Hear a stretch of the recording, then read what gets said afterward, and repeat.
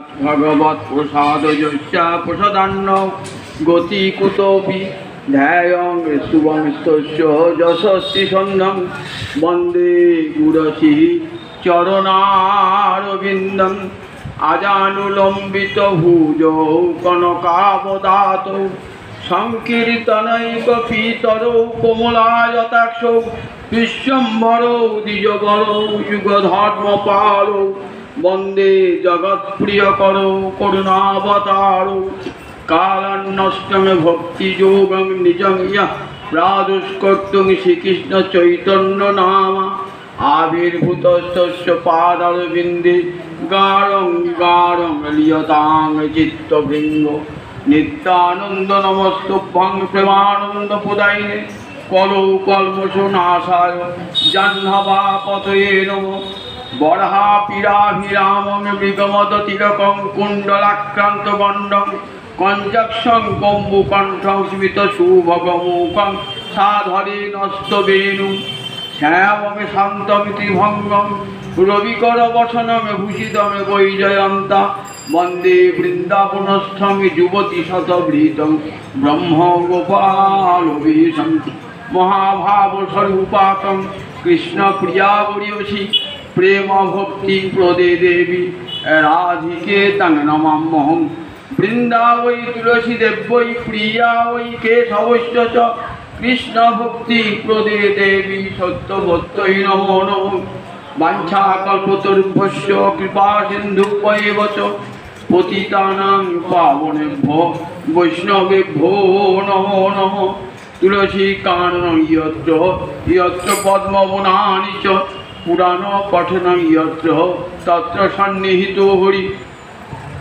जय रूप सनातन भट्ट रघुनाथ श्रीजीव गोपाल भट्ट दास रघुनाथ এই ছয় গোসাইয়ের করি চরণ বন্দন যাহা হইতে বিঘ্ননাশ অভীষ্ট পূরণ নারায়ণং নমস্কৃত্য নরং চৈব নরোত্তমং দেবীং সরস্বতীং ব্যাসং ততো জয়ং উদীরয়েৎ नमो धर्माय महते नमो कृष्णाय वेधसे ब्राह्मणेभ्यो नमस्कृत्य धर्मान् वक्ष्ये सनातनं वन्देऽहं श्रीगुरो श्रीयुतपदकमलं श्रीगुरून् वैष्णवांश्च श्रीरूपं साग्रजातं सहगण रघुनाथान्वितं तं सजीवं साद्वैतं सावधूतं परिजनसहितं श्रीकृष्ण चैतन्यदेवं राधा कृष्ण पादन सहगण ललिता विशाखान्वितांश्च गुरवे गौरचन्द्राय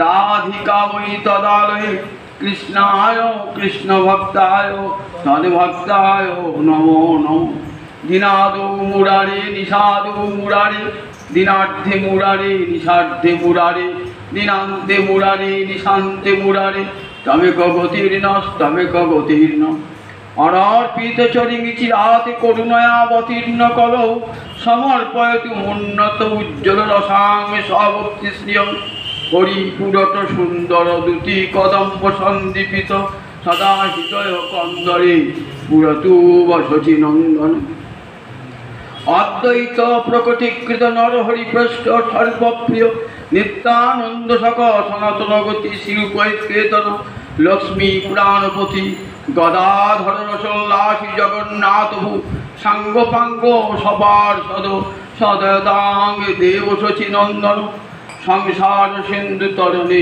हृदय यदि संकीर्तनामृत रसे रमते पुनश्चेत प्रेमाम्बुधौ विहरणे जरि चित्तवृत्ति चैतन्य चंद्र चरणे शरणं प्रयातु हरे कृष्ण कृष्ण कृष्ण हरे हरे हरे राम राम राम हरे हरे निगम कल्पतर हरे गलितं फलं शुकमुखादि अमृत द्रव संयुतं पिबत भागवतं रसमालयं मुहुरहो रसिका भुवि भावुका नित्यानंद सहित गौरांग जय जय सुनिले चैतन्य कथा भक्तिलभ्य হয় হৃদয় গৌরী সীতানাথ প্রেমানন্দে একবারে হরি হরি বল। নিতাই গৌর সীতানাথ প্রেমানন্দে একবার হরি হরি বল। নিতাই গৌর সীতানাথ প্রেমানন্দে একবার হরি হরি বল। হইয়াছেন হবেন আমার মহাপ্রভুর যত দাস, সবার চরণ বন্দি দন্তে করি ঘাস। ভজ শ্রীকৃষ্ণ চৈতন্য প্রভু নিত্যানন্দ, দ্বৈত গদাধর শিবাসাদি গৌরী ভক্ত বৃন্দ। জনিতা জনিতা।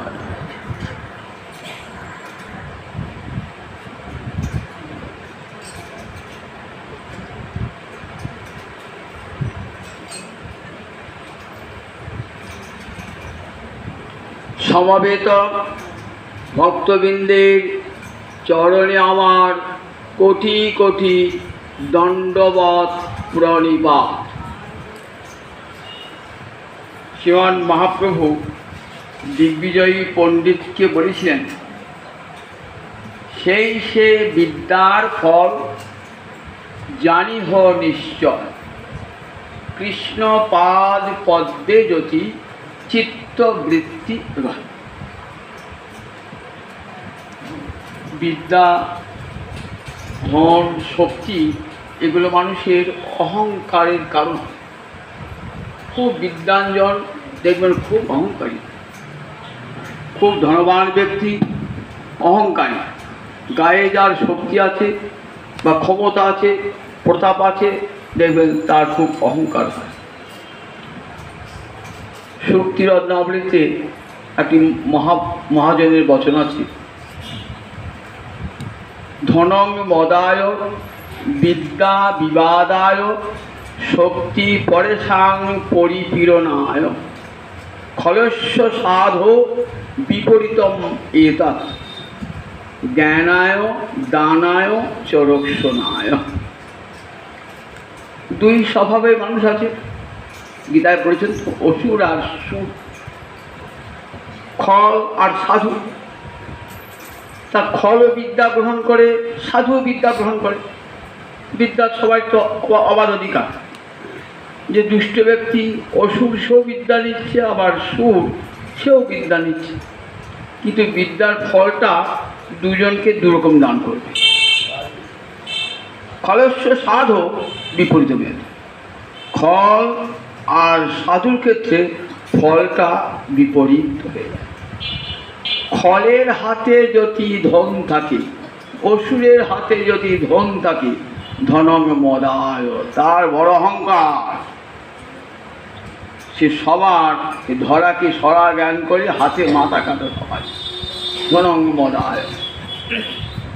বিদ্যা বিবাদায়, ফল ব্যক্তি যদি বিদ্যা লাভ করে তাহলে সে বিদ্যা সমাজের কোনো কাজে লাগে না। সে বিদ্যা বিবাদায়, অপরের কাছে বিবাদের কারণ হয়। দেখ, আমি তোর চেয়ে বড় পণ্ডিত, আমার জ্ঞান বেশি। শুধু তাই নয়, এই বিদ্যাটা গ্রহণ করে সে সমাজে অনেক ক্ষতি করে দেয়। বিদ্বান ব্যক্তিকে লোকে বিশ্বাস করে, সেই জন্য বলছে না, দুর্জন পরিহর্তব্য বিদ্যালঙ্কৃত ভীষণ মণিনা ভূষিত সর্প কিমসৌন ভয়ঙ্কর। দুর্জন ব্যক্তি যতই বিদ্যা লাভ করুন না কেন, তাকে সব সময় পরিহার করে চলবে। এই চাণক্য শ্লোকে বলা আছে। খুব লেখাপড়া শিখেছে, বিরাট হয়েছে, কিন্তু বড় দুর্জন, তাকে সব সময় পরিত্যাগ করে চলবে। তজ দুর্জন সংসার মণিনা ভূষিত সর্প কিমসৌন ভয়ঙ্কর। অনেক সাপের মাথায় মণি থাকে, আমি মাথায় মণি আছে, সাপটা বোধ হয় ভালো কামড়ায় না। ও বাবা, সে আবার দূর থেকে বিষ ছুটিয়ে দেয়, কাছেও যেতে হবে না, দূর থেকে বিষ ছুঁড়ে দেয়। মণিনা ভূষিত সর্প কি অসৌম্য ভয়ঙ্কর। তাই বিদ্যা হয় তাদের কাছে বিবাদের কারণ। আর শক্তি পরেশান পরিপ্রিয় নয়। শক্তি দেহের শক্তি হয়, অর্থের শক্তি হয়, রাজনৈতিক শক্তি হয়, অনেক প্রকার শক্তি থাকে। তো তা সেই শক্তিটাকে এই করে পরপ্রিয় নায়ক, অপরের উপর পীড়ন করে, অপরকে ক্ষমতার দম্ভ দেখিয়ে, অপরের উপর অত্যাচার করে সে তার শক্তি দেখায়। আর ওটি সাধুর হাতে পড়ে, তাহলে বিদ্যা জ্ঞানায়, তখন সে ভাবে যে আমি কিছুই শিখতে পারি নাই। বিদ্যা যখন হৃদয় সত্যিকারের বিদ্যার ব্যক্তি যারা, তারা কী ভাবে, কিছু যে জানি না আমি এইমাত্র জানি। আমি জানি কি না, আমি কিছুই জানি না। কিছু যে জানি না আমি সেইমাত্র জানি। নিউটন এত বড় জগৎ বিখ্যাত বিজ্ঞানী ছিলেন, তো তা বলছেন আমি জ্ঞান সমুদ্রের নুড়ি পাথর কমছি। জ্ঞান সমুদ্র জগতে যারা যারা বিদ্যার ক্ষেত্রে চরম ফুল উঠেছেন না, জ্ঞান বিজ্ঞানের ক্ষেত্রে, তারা দেখবেন কত নত ভাব সরস্বত। গাছ একটা যদি ফল ধরে, তাহলে দেখবেন গাছটা নিচে নেমে আসে। মেঘে যদি জল থাকে, দেখবেন মেঘটা নিচে নেমে আসে। আর গাছে ফল নাই, দেখবেন গাছ নামছে না। মেঘে জল না এসে কুকুর উঠছে। তা গুণবন্ত ফলবন্ত বৃক্ষ যেমন নিচে পড়ে, গুণবন্ত বিদ্যা বিনয় দয়াতে, বিদ্যা বিনয় দান করে। আবার এই বিদ্যা যদি পরাবিদ্যা হয়, তাহলে মুক্তির পথ দেখিয়ে দেয়। তাহলে বিদ্যা, তাহলে সেই তাদের বিদ্যা কোন কাজে লাগে? জ্ঞানায়। ধন কোন কাজে লাগে? দানায়। ধন আছে, দাও, দরিদ্রজনকে দুঃস্থজনকে ধন দান করো, বিষ্ণু বৈষ্ণব সেবায় অকাতরে সেই অর্থ ব্যয় করো। তাহলে তাই করে। সাধুরা সঞ্চয় করে রাখে, অসাধুরা সঞ্চয় করে সমাজের দাব দেখাবার জন্যে। আর সাধুরা কী করেন? সাধুরা সে ব্যয় করে যান পর সেবায়। আমাকে গোবিন্দজি ধন দিয়েছেন যদি পরের সেবার জন্য। ভাগবতী রন্তিদেবের কাহিনী আছে, দেখবেন রন্তিদেব এমন দানশীল ছিলেন, দান করে নিজেই দিন দরিদ্র হয়ে গেছেন, তথাপি দান থেকে তার আসে চলে আসেন নাই। আর যদি শক্তি থাকে, ক্ষমতা থাকে, সাধুরা কী করবেন? সেটা রক্ষণায়, দরিদ্রকে সব ধনীর হাত থেকে রক্ষা করেন, দুর্বলকে সবলের হাত থেকে রক্ষা করেন। তাহলে দেখুন, একই বিদ্যা, ধন, শক্তি দুজনের হাতে পড়লে দুরকম হয়ে যায়। সাধুর কাছে যদি বিদ্যা পড়ে, তাহলে সেই বিদ্যার কী মূল্য দেখুন। আর যদি অসাধুর কাছে পড়ে, সেই বিদ্যা কত সমাজে কত অমঙ্গল ডেকে নিয়ে আসে। এক দিগ্বিজয়ী এসেছেন নবদ্বীপে। দিগ্বিজয়ী মানে বহু দেশ জয় করে এসেছেন, বহু দিক জয় করে নবদ্বীপে এসেছেন। যত যত পণ্ডিত এই বিশ্বে, সব পণ্ডিতদের হারিয়ে দিয়েছে তর্কযুদ্ধে। এত বড় জ্ঞান। জম্বুদ্বীপের যত পণ্ডিত ছিল, সবাই সঙ্গে তর্কযুদ্ধে সবাই তার কাছে পরাজয় স্বীকার করেছে এবং জয়পত্র লিখে দিয়েছে। জম্বুদ্বীপ মানে 7টা দ্বীপ আছে। সপ্তদ্বীপা পৃথিবী। 100 কিন্তু 7টা দ্বীপ থাকে না। এখন যে পৃথিবী দেখছি না, আছে জম্বুদ্বীপ। আমরা এখন এই জম্বুদ্বীপে প্রত্যেকটা দ্বীপে আবার 9টা করে বর্ষ থাকে। 7টা দ্বীপ, তাহলে 763 বর্ষ। এই যে জম্বুদ্বীপের অন্তর্গত ভারতবর্ষ একটা বর্ষ। এই জম্বুদ্বীপ যখন প্রলয়কালে চলে যাবে, তখন আবার অন্য দ্বীপ উঠবে। ক্রৌঞ্চ, শালমণি, শাক, এইসব দ্বীপের নাম আছে। তা জম্বুদ্বীপে জানবনি জানু জাম্বু নদ হেম। জম্বুদ্বীপে জাম্বু নদীর এই জাম্বু ফল আছে, সেই ফল থেকে সোনা তৈরি হয়, সেই জল থেকে। তাই তো বলছি, জম্বুদ্বীপের যত পণ্ডিত সকলকে হারিয়ে চলে এসেছে।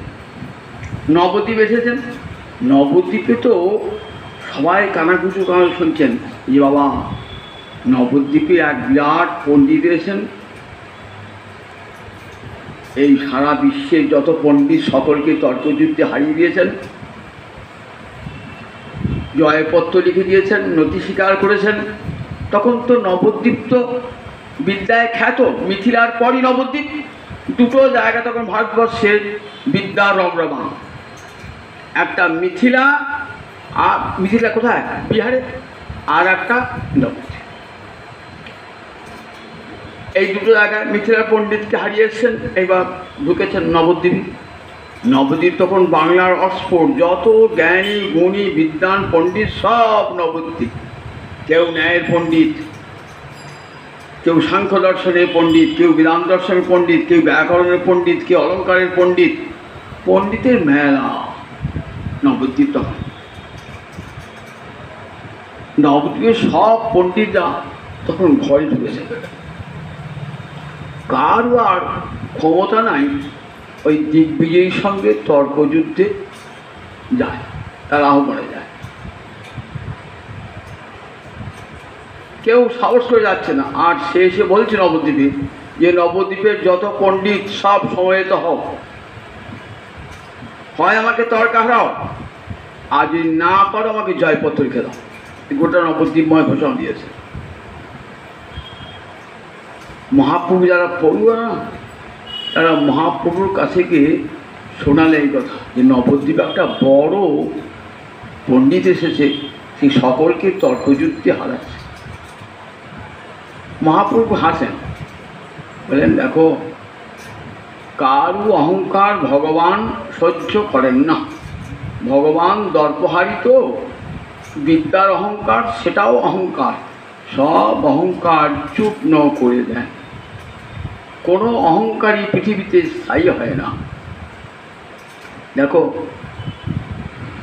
হই রাজ কার্তবীর্যার্জুন, তার কত বড় ক্ষমতা, 1000 বাহু। সে ভাবতে আমাকে বোধহয় কেউ পরাজিত করতে পারবে না, কিন্তু পরশুরাম তাকে হত্যা করলেন, হই রাজ কার্তবীর্যার্জুনকে। বেন রাজা, অঙ্গরাজার পুত্র, এত নিষ্ঠুর এবং এত ক্ষমতা দেখাতেন, শেষ পর্যন্ত ঋষিদের অভিশাপে তাকে মৃত্যুবরণ করতে হবে। রাজা নহুষ স্বর্গে দেবতাদের রাজা হলেন, অর্থাৎ দেবরাজ ইন্দ্রপদ পেলেন। তার এত বড় স্পর্ধা, শচীদেবী, ইন্দ্রপত্নী শচীদেবীকেও ভোগ করতে তার ইচ্ছা। ইন্দ্র তখন পালিয়েছেন। তো শচীদেবী অসহায়। তখন ঋষিরা বললেন, বলো নহুষকে যদি ব্রাহ্মণ বাহিত পালকিতে করে আমার কাছে আসতে পারে তবেই আমি তার সঙ্গে মিলিত হব। বলে ঠিক আছে, আমি ব্রাহ্মণ বাহিত পালকিতে আসব। ব্রাহ্মণ বাহিত পালকিতে আসতে আসতে দেখুন,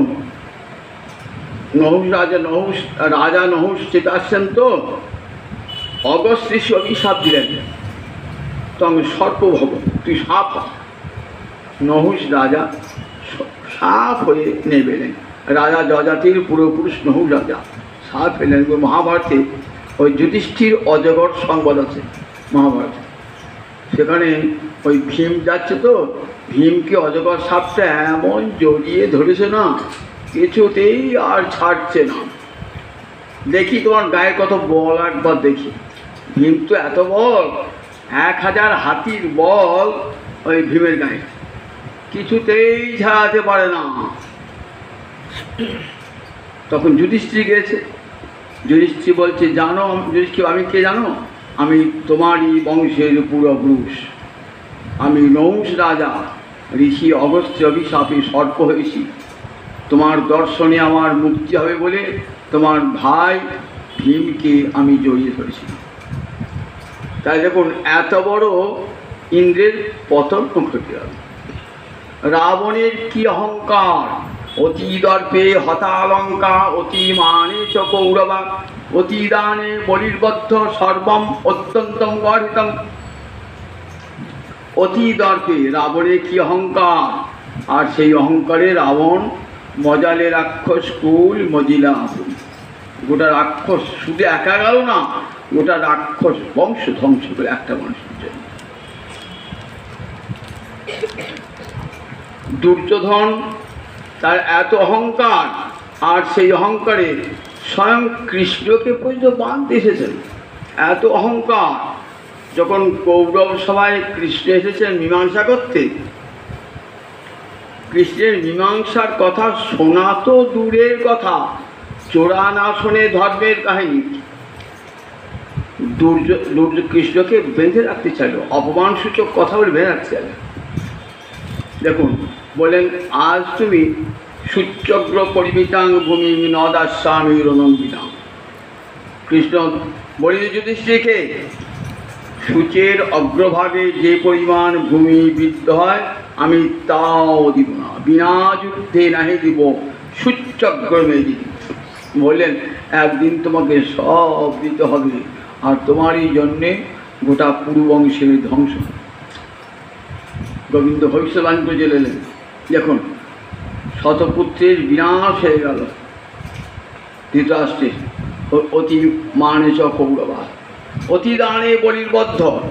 বলিদান করতে করতে এত বলির অহংকার হয়ে গেছিল, ভগবান বামন রূপে গিয়ে বলিকে বদ্ধ করে একবারে সুতলে নিয়ে গেল। তাই বলছেন দেখো, কোনো জিনিসটাই অতি বাড়াবাড়ি কোনোটাই ভালো না। তাই মহাপ্রভু বলছেন দেখো একদিন পতন হবে। জগতে কত কত রাজা এসেছেন, ক্ষমতাশালী, ক্ষমতা রেখেছেন, কিন্তু তাদের সব অহংকার দর্পই ভগবান চূর্ণ করে দিয়েছে। ছাত্রেরা শুনল বটে, কিন্তু মনে তৃপ্তি পাচ্ছেন যদি ন্যায় পণ্ডিতকে তর্ক করেন তাহলে ভালো হয়। ন্যায় পণ্ডিত বিদ্যাসাগর উপাধি পেয়েছেন, বিদ্যাসাগর, তিনি ছাড়া কেউ ওই পণ্ডিতের সঙ্গে তর্কযুদ্ধে বসবার মতো কেউ নাই। মহাপ্রভু কয়েকজন ছাত্রকে নিয়ে বসে আছেন পূর্ণিমা রাত গঙ্গার তীরে। মনে মনে ভাবছেন পণ্ডিত তো অহংকারী বটে, তবে আমি সবার মধ্যে ওকে উপহসিত করতে চাই না, লজ্জা দিতে চাই না, তবে ওর যাতে অহংকারটা খর্বিত হয় সেটা করত। কিন্তু সবার সামনে অত বড় পণ্ডিত, আমি তাকে লজ্জায় তাকে হতমান করব না।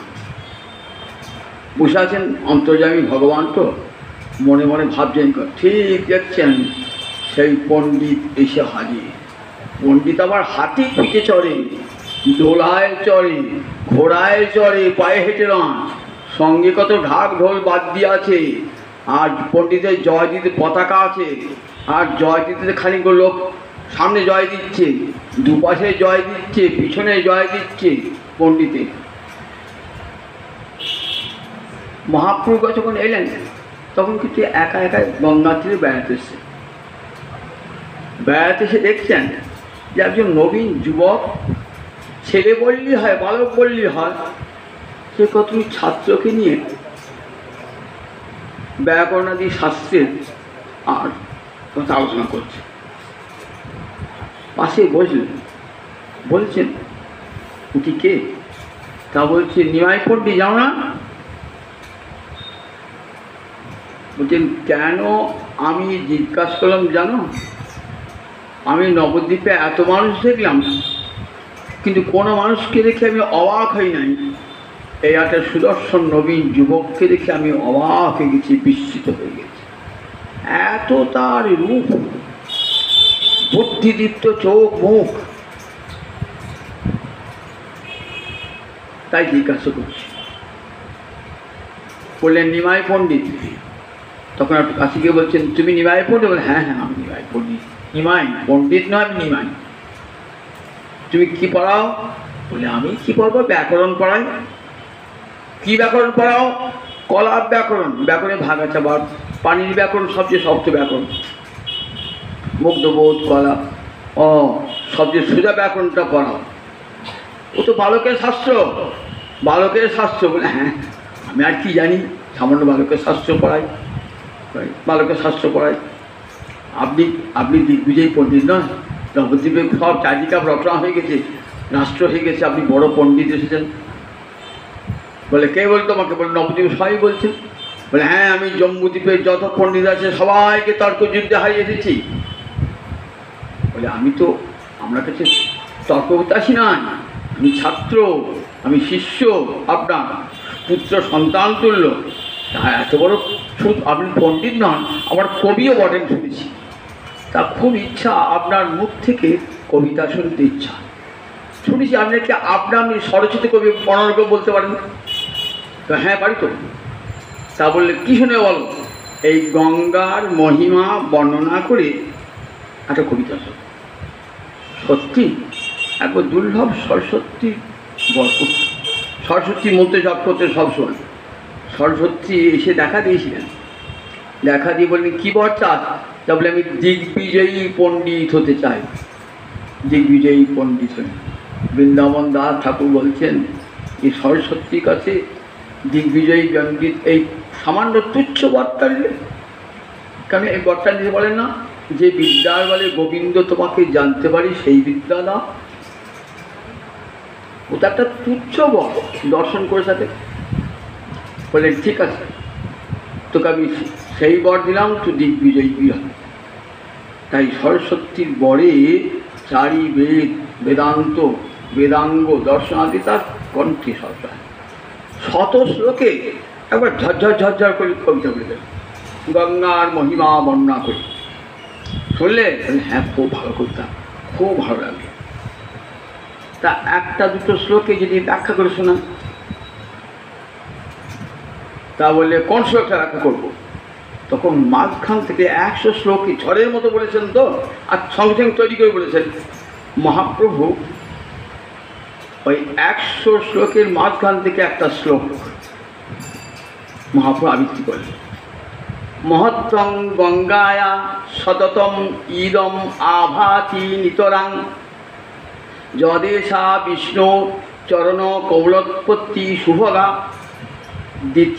দ্বিতীয় লক্ষ্মীরিব সুরনরৈ অর্চ চরণা ভবানী ভট্টু শিরসি যা বিহতি অদ্ভুত গুণা। আহা কি সুন্দর আমরা শ্লোকটা, অর্থটা কি সুন্দর দেখুন। গঙ্গার মহিমা বর্ণন করছেন তো, কেমন গঙ্গা? মহত্তং গঙ্গায়া ইদম সততম ইদম আভাতি। মা গঙ্গার মহিমা সর্বদা বিরাজমান, নিশ্চিত রূপে নিতরাং। যদেশা শ্রীবিষ্ণু চরণ কমলোৎপত্তি সুভগা। কারণ গোবিন্দের চরণ কমল হতে মা গঙ্গার উৎপত্তি, তাই মা আমার বড় সৌভাগ্যবতী।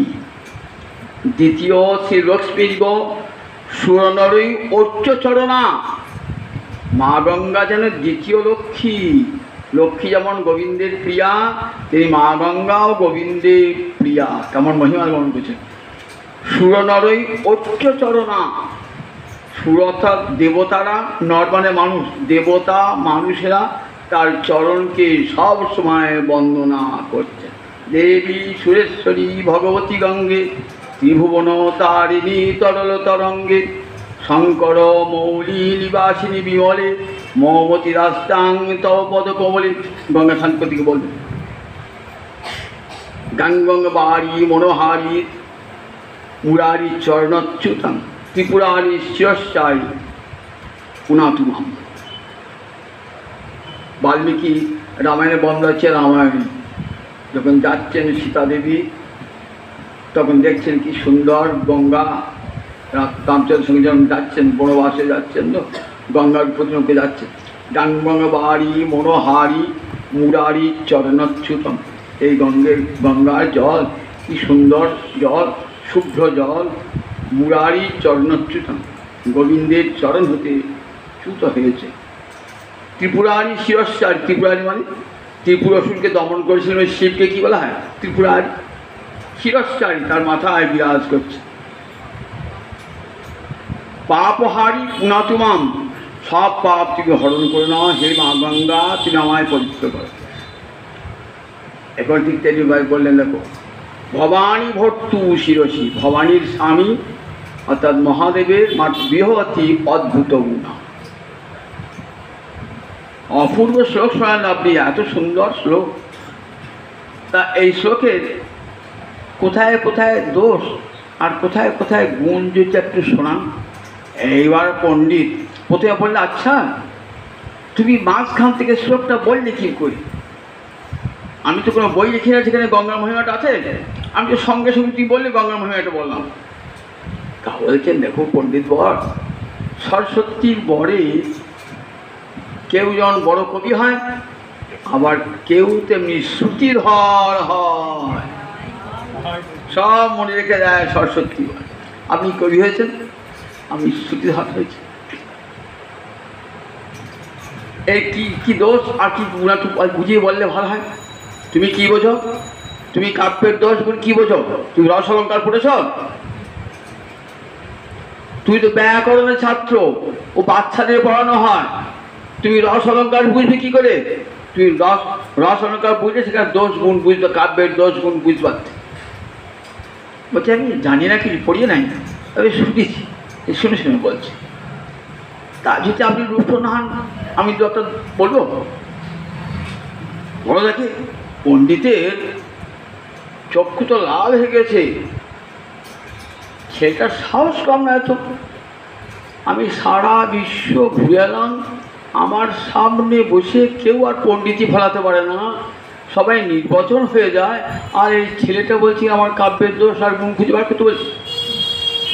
বলো দেখি, দোষ কাকে বলে আর গুণ কাকে বলে? দেখবি যারা কাব্য শাস্ত্র পড়েছেন না, তাদের কাব্যের দোষ। রসের উৎকর্ষ তাকে বলে গুণ, আর রসের অপকর্ষ তাকে বলে দোষ। কাব্য রস মানে যা কাব্য পড়ে আস্বাদন করছে, তাকে রস্যতে ইতি রস আস্বাদন করছে। কীরকম রস আস্বাদনটা, এটা তো ঠিক প্রমাণ দিয়ে দেখাতে পারবো না। যেমন আপনি রামায়ণ পড়ছেন, তো রামায়ণ পড়তে পড়তে সীতার বনবাস পড়ছেন। অশোক কাননে বন্দিনী সীতা কাঁদছেন নয়ন জলে বুক ভাসিয়ে। তখন কেমন অবস্থাটা হয় আপনার? ঠিক মনে হয় আমিও যেন সীতা। এবার শুধু নারী বলে নয়, পুরুষ যে পড়ছে সেও ভাবে আমিও যেন সীতা। যে পড়ছে সেই ভাবছে আমি যেন সীতা। ওই সীতার দুঃখটা সবার মনে গেঁথে যায়। একে বলে রসের সাধারণীকরণ। রসের এক সীতা, সে দাঁড়িয়ে, কিন্তু দাঁড়িয়ে পুরুষ বৃদ্ধ যেই পড়ুক সে সীতা হয়ে আছে। ওই সীতার হৃদয়ের, ওই হৃদয় সংবাদী, সীতার হৃদয়ের কথাটা সবারই মনে যাচ্ছে। এটাই নাম রস আস্বাদন। রসে সার ও চমৎকৃতি, এক অনির্বচন চমৎকৃতি আস্বাদন হয়, তাকে বলে রস। এই রসের আস্বাদন যদি ভালো করে না ঘটে, তাহলে তাকে বলা হয় দোষ। আর রসে যদি উৎকর্ষ সৃষ্টি হয়, তাকে বলে গুণ। এরকম কাব্যের অনেক গুণ আছে। আমরা দেখি দণ্ডির কাব্যাদর্শে এই গুণের কথা আছে, সেটা মাধুর্য, ওজ, প্রসাদ, এই তিনটে গুণের কথা বলা আছে। কবি কর্ণকুর এই তিনটে গুণের কথা বলেছেন, কিন্তু অন্যান্য অলঙ্কারিকে বলেছেন না, 10টা গুণ আছে। রসে অপকর্ষ, আবার দোষ, অনেক দোষ আছে কাব্যে। তারপরে এক সাইড করে দেখাও দেখি কোথায় রসের গুণ আর কোথায় দোষ। তখন একটু কঠিন, তো একটু ভালো করে শুনুন, ঘুমিয়ে পড়েন না, একটু ভালো করে শুনুন, কানটা খাড়া করে শুনুন, বুঝতে পারবেন। আমি ভালো করে বুঝিয়ে বলছি। দেখুন, রস তত্ত্ব তো অলঙ্কার তত্ত্ব সবাই পড়া নেই বলে বুঝতেও পারবেন না। শ্লোকটা বুঝতে পারবেন, শ্লোকের মানেটা নিশ্চয়ই বুঝতে পারবেন। শ্লোকটা মানে বোঝালাম গঙ্গার মহিমা। এইবার মহাপ্রভু বলছে, ঠিক আছে, আমার যদি রুষ্ট না হন তাহলে আমি একটা করে বলছি। বলে আপনার এই শ্লোকটিতে 5টা দোষ আছে, 5টা অলঙ্কার আছে। অলঙ্কারটা বলাতে খুব আনন্দ হয়েছে, কিন্তু দোষ বলাতে খুব ক্ষিপ্ত হয়েছে। বলে কি দোষ বলবো, দয়া করে আপনি কিছু মনে করবেন না তো? বলছে শাস্ত্রে বলে আগে অনুবাদ পরে বিধেয়, অর্থাৎ আগে উদ্দেশ্য পরে বিধেয় বসাতে থাকে। যেমন আমি বলি এই ব্রাহ্মণ পণ্ডিত, তাহলে ব্রাহ্মণটা হলো উদ্দেশ্য, পণ্ডিত হলো বিধেয়। কিন্তু আপনার পণ্ডিত এই ব্রাহ্মণ বলে বাক্যটা হলো কি ভুল হয়ে গেল, দোষ হয়ে গেল একটা। বিধেয়টা আগে বলে দিলাম। ব্রাহ্মণকে আমরা সবাই চিনি, সবাই জ্ঞাত বস্তু, কাজে ব্রাহ্মণটা আগে বলতেন। আর পাণ্ডিত্য আছে কি না সেটা পরে জানাবেন, সেটা পরে বসে। তাই শাস্ত্রের নিয়ম অনুযায়ী বলছেন উদ্দেশ্যটা আগে বসিয়ে বিধটা পরে বসাতে হয়। মহত্তং গঙ্গায়া ইদং সততম আভাতি নিতরাং। মহত্তং গঙ্গায়া ইদং, এই যে ইদংটা বললেন তো, এই ইদংটা আগে বললে ঠিক হতো। গঙ্গায়া মহত্তম এটা তো বিধেয়, এটা পরে বললে ঠিক হতো। ইদংটা বললে আগে বললে তবে ঠিক হতো। ইদং মানে এই, গঙ্গায়া মহত্তম ইদং মানে গঙ্গার এই মহিমা। তাহলে ইদংটা এইটা আগে বললে তবে শ্লোকটা ঠিক হতো। এই দোষটাকে শাস্ত্রে কি বলে? অবিমিষ্ট বিধাংশ দোষ। অবিমিষ্ট বিধাংশ দোষ অর্থাৎ বিধেয়টা অনেক পরে বসেছে, বিধেয়টা আগে বসেছে আর উদ্দেশ্যটা পরে বসেছে। আর একটা ওই বিশ্ব বিধাংশ দোষ আছে। কী দোষ আছে তা বলেন দেখো। আর একটা দোষ আছে, দ্বিতীয় শ্রীলক্ষ্মী ইবা। শ্রীলক্ষ্মী এইটা হলো উদ্দেশ্য, এইটা আগে বসা উচিত ছিল আর দ্বিতীয়টা পরে বসা উচিত ছিল। অর্থাৎ মা গঙ্গা কেমন দ্বিতীয় লক্ষ্মীর মতো, এটি বলতে চাইছি। মা গঙ্গা দ্বিতীয় লক্ষ্মীর মতো, কিন্তু বলাটা এমন হলো দ্বিতীয় শ্রীলক্ষ্মী ইব, লক্ষ্মীটা আগে না বসে দ্বিতীয়টা আগে বসলো বলে এখানে একটা দোষ ঘটে গেল। একই দোষ, অবিমিষ্ট বিধাংশ দোষ ঘটে গেল। পণ্ডিত চোখ ছানা বড়া হয়ে গেছে। পণ্ডিতের চোখ বাবরি ভাবছে না ব্যাকরণ পড়ায় এবং অলঙ্কার শাস্ত্রে কী জানি। বাবরি সত্যি তো দোষ বলে পণ্ডিত কিছু বলবার নাই, কিন্তু বলে দেখো অবিষ্ট বিধাংশ দোষ হয়েছে। আবার দেখো দ্বিতীয় দোষটা কি জানো? ভগ্নক্রম দোষ হয়েছে, ক্রমভঙ্গ হয়েছে। ভগ্নক্রম দোষ মানে ক্রমভঙ্গ, যেটা একটার পর একটা ক্রম থাকে তাকে ঠিক ক্রম বলে, আর যদি ক্রমটা না থাকে তাহলে তাকে বলে ভগ্নক্রম দোষ। বলে চারটে চরণের মধ্যে আপনার প্রথম চরণে অনুপ্রাস অলঙ্কার, তৃতীয় চরণে অনুপ্রাস অলঙ্কার, চতুর্থ চরণে অনুপ্রাস অলঙ্কার, কিন্তু দ্বিতীয় চরণে নাই। তাহলে ভগ্নক্রম চারটেই থাকলে পরে তবে ঠিক হতো। ভগ্নক্রম দোষ হয়ে গেল। বুঝতে পারছেন ভগ্নক্রম দোষ হয়ে কীরকম? বলে প্রথমটা অনুপ্রাস মানে কি? একটা বর্ণ বা বর্ণগুচ্ছ যদি একাধিকবার বসে তাকে বলে অনুপ্রাস অলঙ্কার। অনুপ্রাস অলঙ্কার বলে, যেমন আমি যত উদাহরণ দিই, নন্দপুর চন্দ্র বিনা বৃন্দাবন অন্ধকার। দেখুন দন্তে নয় কবা বসেছে, দেখুন নন্দপুর চন্দ্র বিনা বৃন্দাবন অন্ধকার। দন্তে নয় কবা বসেছে বলতে কি? চকিতে চমকে চলচপলার করেছে চরণ বিচরণ। কতবার ছ আছে বলে দিচ্ছে একবার? এগুলো সব বলে কেতকী কেশরে কেশ পাশ করণ সুরভি। কতবার ক আছে দেখুন। দেখুন একে বলে অনুপ্রাস অলঙ্কার। একটা বর্ণ বা বর্ণগুচ্ছ যদি একাধিকবার বসে যদি ধ্বনি ঝঙ্কার সৃষ্টি করে তাহলে তাকে বলে অনুপ্রাস অলঙ্কার। আপনার প্রথম চরণটা রয়েছে মহত্তম গঙ্গায়া, তয়ের অনুপ্রাস রয়েছে। দ্বিতীয়টা নাই, তৃতীয়টায় কি আছে? দ্বিতীয় শ্রীলক্ষ্মী ইব সুরনরী পৌচ্চরণা রয়ের অনুপ্রাস রয়েছে। আর শেষেরটা ভবানী ভট্টু শিরসী বেহবতী অদ্ভুত গুণা। কটা ভ বসছে, কটা ভ বসছে? তাই তিনটেতে অনুপ্রাস অলঙ্কার রয়েছে, কিন্তু দ্বিতীয় ছিল ওই যদেশা শিবিষ্ণ চরণ কমলোৎপত্তি শুভগা, এটা নেন। এই ভগ্নক্রম দোষ ঘটেছে। আর একটি কি বলেন? বিরুদ্ধমতিকৃত দোষ হয়েছে। কীরকম বলছেন? বিরুদ্ধমতি কেমন? ভবানী ভট্টু। ভবানী ভট্টু কী বোঝায়? ভবানীর ভর্তা। ভবানী মানেই তো ভবের পত্নী, ভবানী মানেই তো ভবের পত্নী। আবার তার যদি ভর্তা বলি তাহলে কী মনে হয়? ভবানী বোধহয় একটা ভর্তা আছে, আর একটা বোধ হয় ভর্তা আছে। ভবের পত্নী বলেই তো ভবানী, কিন্তু আবার আমরা আবার ভর্তা শব্দ যোগ করলেন তার সঙ্গে। বললেন দেখো এটা বিরুদ্ধমতি দোষ হয়ে যায়। এমনি এক একটা দোষ দেখাচ্ছে, অনিষ্ট বিহাংশ দোষ। তারপর পুরাত্ম দোষ একটা দোষ আছে। এরকম শ্রী আর লক্ষ্মী, এক শ্রী মানুষ যা, লক্ষ্মী মানুষ তাই, দুবারই শ্রী আর লক্ষ্মী বললেন, একই কথাই বললেন, তাকে বলে পুরাত্ম দোষ। এই 5টা দোষ আপনার থাকবে। আবার 5টা অলঙ্কারও রয়েছে। এইবার পণ্ডিত তাহলে অলঙ্কার তো 5টা আছে, 5টা অলঙ্কার আছে। বললেন আপনার শ্লোকের 3টে চরণে অনুপ্রাস অলঙ্কার আছে, অনুপ্রাস অলঙ্কার আছে। এটা কাব্যের একটা অলঙ্কার। কাকে বলে?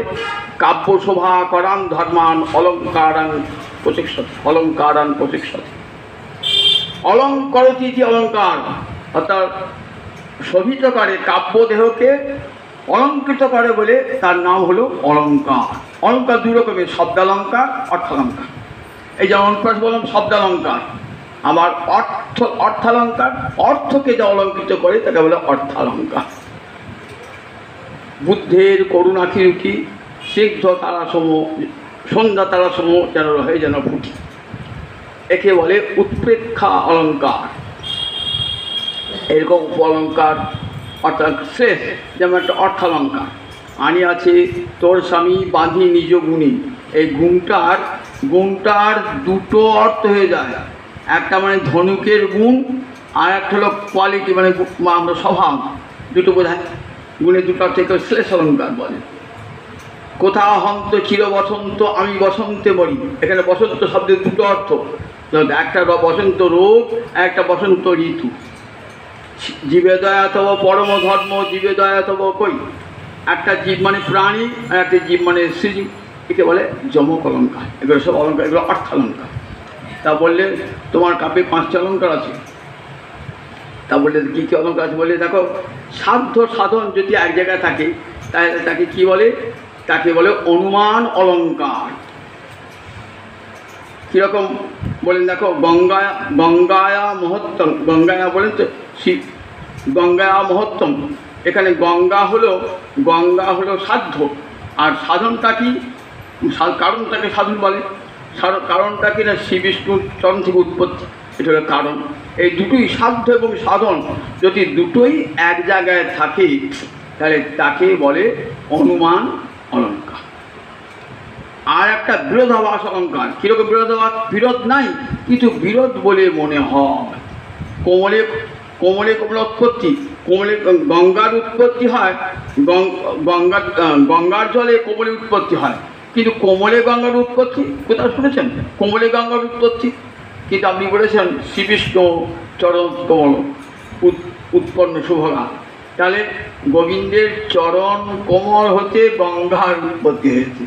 তাহলে এটা একটা দোষ হয়ে গেল। এই দোষটা হয়ে গেল, এটা একটা অলঙ্কার হয়ে গেল। এই অলঙ্কার নাম বিরোধাভাস অলঙ্কার। কি সুন্দর কথা আপনার! বিরোধে নাই অথচ বিরোধের আভাস বলে মনে হচ্ছে। বিরোধে নাই কিন্তু বিরোধের আভাস আছে, এটা একটা অলঙ্কার হয়ে যায়, বিরোধাভাস অলঙ্কার। অকর্ণ শুনিতে চান, অচক্ষু দেখিতে পান, বিরোধাভাস অলঙ্কার।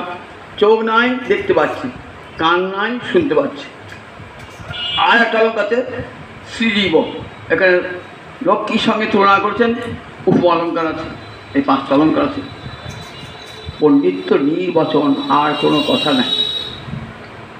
সেরা সব হাসাহাসি করে তার মুখ করেছে, খবরদার না, কেউ হাসবে না পণ্ডিতকে। কী বলছে? আপনার মতো পণ্ডিত দুনিয়ার নাই। সত্যি আপনার মতো আমাদের ছাত্র শিশু, আমাদের শিখতে চাই। পণ্ডিত আর শ্রেণী কোনো কথা না বলে পণ্ডিত লজ্জায় চলে যাচ্ছে। রাত্রিবেলা এক বলছেন, হে সরস্বতী, কোনো জায়গাতেই আমি পরাজিত হই নাই। আজ কেন একটা নবীন যুবক ব্যাকরণ পড়ানো ছাত্র, তার কাছে পরাজিত হলাম।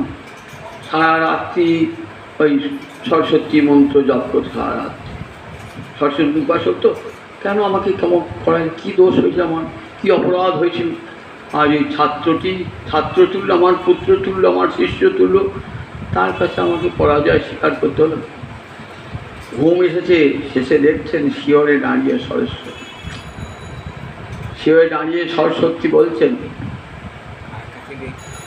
যে দেখ, তুই আজ যার কাছে হয়েছে আজ তোর পরাজয়, ব্রহ্মাণ্ড না তুমি জানিবে তাহার নিশ্চয়।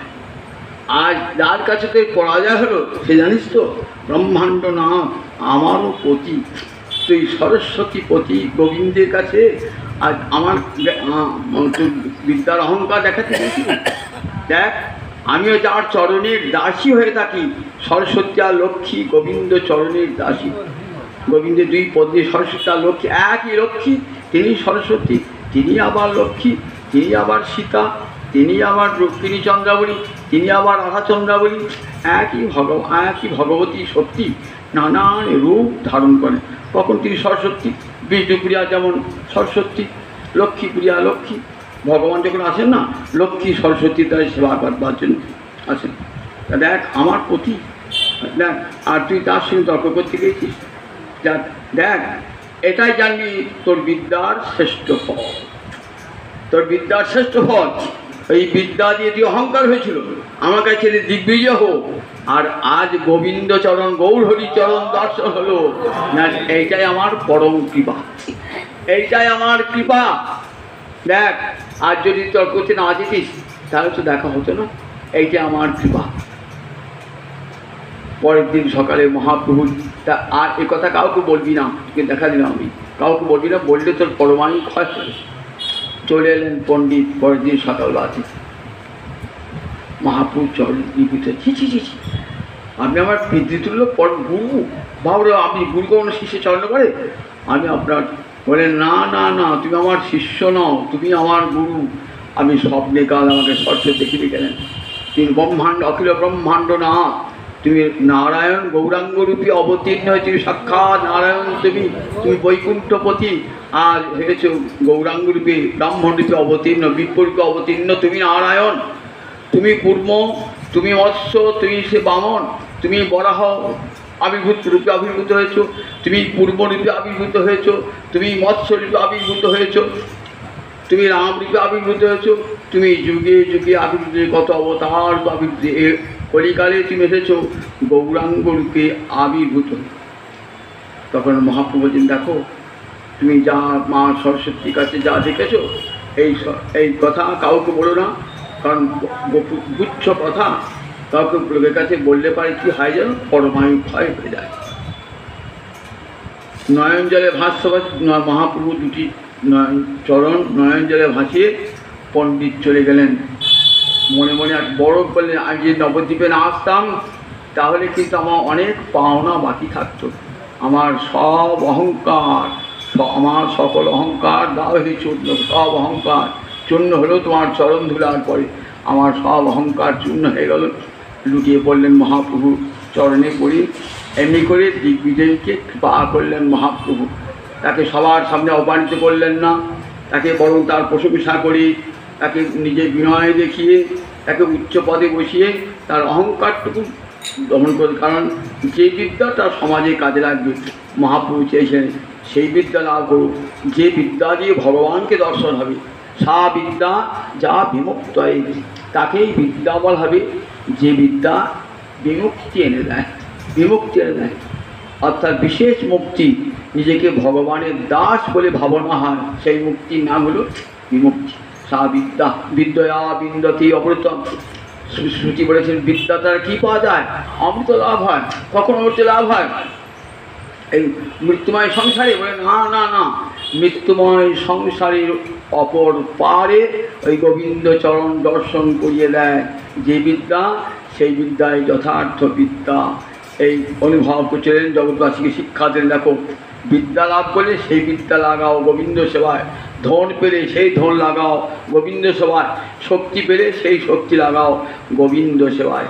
এমনি করে সমস্ত নরদেহটাকে সার্থক করে দিল, গোবিন্দ সেবায় নিজেকে বিসর্জন করে দিল। জয় তাই, জয় তাই।